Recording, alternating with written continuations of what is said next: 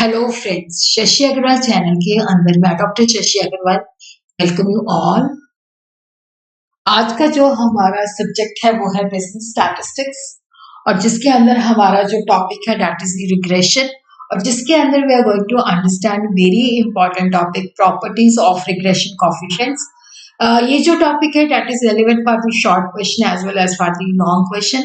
अगर आपको मेरा ये एफर्ट सही लगता है तो इस वीडियो को लाइक कीजिए, शेयर कीजिए तथा मेरे चैनल शशि अग्रवाल को सब्सक्राइब कीजिए। Now we will understand what are the properties of the regression coefficient. देखो, regression coefficient measure the changes in the dependent variable corresponding to unit change in independent variable. कि जो independent variable के अंदर change आती है उसका dependent variable के अंदर कितना change आता है वो regression coefficient measure करता है। अब जैसे x और y लाइन के अंदर bxy जो है रिग्रेशन कोएफिशिएंट होता है which is equal to delta x divided by delta y। तो यहाँ पे जो डेल्टा y के अंदर यूनिट चेंज आती है तो हम यहाँ पे देखते हैं कि जो x डिपेंडेंट वेरिएबल है उसके अंदर कितनी चेंज आती है। उसी तरह यहाँ पे हम देखते हैं कि जो by(x) के जो y और x का है वो by(x) रिग्रेशन कोएफिशिएंट है। तो यहाँ पे हम देखते हैं कि जब x के अंदर जो कि इंडिपेंडेंट वेरिएबल है जब उसके अंदर यूनिट चेंज आती है तो y जो डिपेंडेंट वेरिएबल है उसके अंदर कितनी चेंज आती है।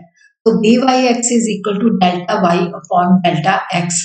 उसी तरह हम कह सकते हैं कि जो x और y का रिग्रेशन कोएफिशिएंट bxy है और जो y और x का रिग्रेशन कोएफिशिएंट है वो byx है। अगर इनका ज्योमेट्रिक मीन निकाला जाए तो वहां से हम कोएफिशिएंट ऑफ कोरिलेशन को निकाल सकते हैं। तो r is equal to the यहाँ पे ये square root of bxy into byx और यहाँ पे जब हम इसका r को स्क्वायर कर देते हैं जैसे r2 जो है that is equal to bxy multiplied by byx। ये स्क्वायर रूट जो है हट जाता है।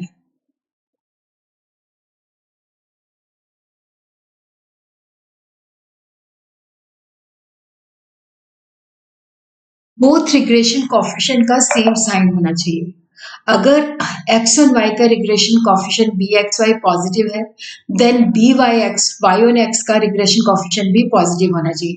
तभी हमने यहाँ पे r के आगे r is equal two plus minus का साइन लगाया था। देखो, अगर दोनों पॉजिटिव है तो r भी पॉजिटिव आएगा। अगर bxy नेगेटिव है देन byx भी नेगेटिव होगा, तब वहां पे r की वैल्यू भी नेगेटिव आएगी। कोएफिशिएंट ऑफ कोरिलेशन का सेम साइन होगा जो कि रिग्रेशन कोएफिशिएंट का है। अगर रिग्रेशन कोएफिशिएंट का पॉजिटिव साइन है तो कोरिलेशन का कोएफिशिएंट जो है वो भी पॉजिटिव साइन होगा। अगर रिग्रेशन कोएफिशिएंट का साइन नेगेटिव है तो r की वैल्यू भी नेगेटिव होगी।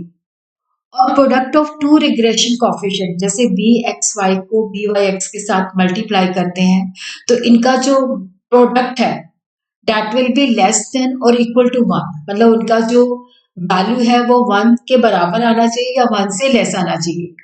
और उसी तरह जो अर्थमेटिक मीन है कि bxy plus byx divided by 2, इसका जो अर्थमेटिक मीन है that is always more than और equal to the geometric mean of two regression coefficient, जिसको हम इस तरह से डिपिक्ट कर सकते हैं कि ये जो रिग्रेशन कोएफिशिएंट x और y का रिग्रेशन कोएफिशिएंट है और y और x का है, जब हम इसका अर्थमेटिक डिवाइडेड बाय 2 निकालते हैं या तो ये मोर देन होता है इनके ज्योमेट्रिक मीन से या इसके इक्वल आता है।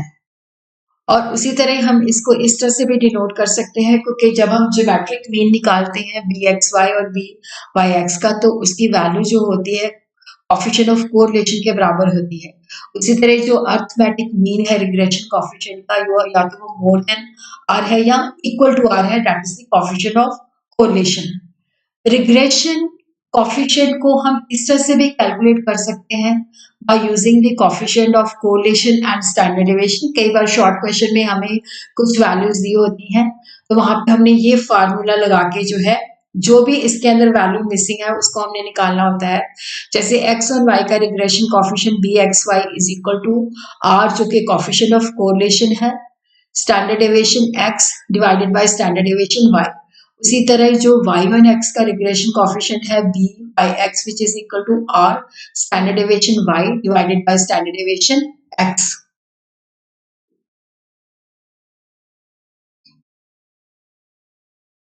रिग्रेशन कॉफिशिएंट जो है they are independent of change of origin. इसका मतलब होता है कि अगर जैसे हमारे पास दो वैल्यूज होती हैं एक्स और वाई सीरीज होती हैं, अगर एक्स सीरीज के अंदर हम कोई कांस्टेंट वैल्यू ऐड करते हैं या कोई कांस्टेंट वैल्यू सब्ट्रैक्ट करते हैं, ऑल वैल्यूज ऑफ एक्स या ऑल वैल्यूज ऑफ वाई या दोनों के अंदर ही हम करते हैं, तो वहां पे जो रिग्रेशन कॉफिशिएंट की वैल्यू है वो सेम आती है।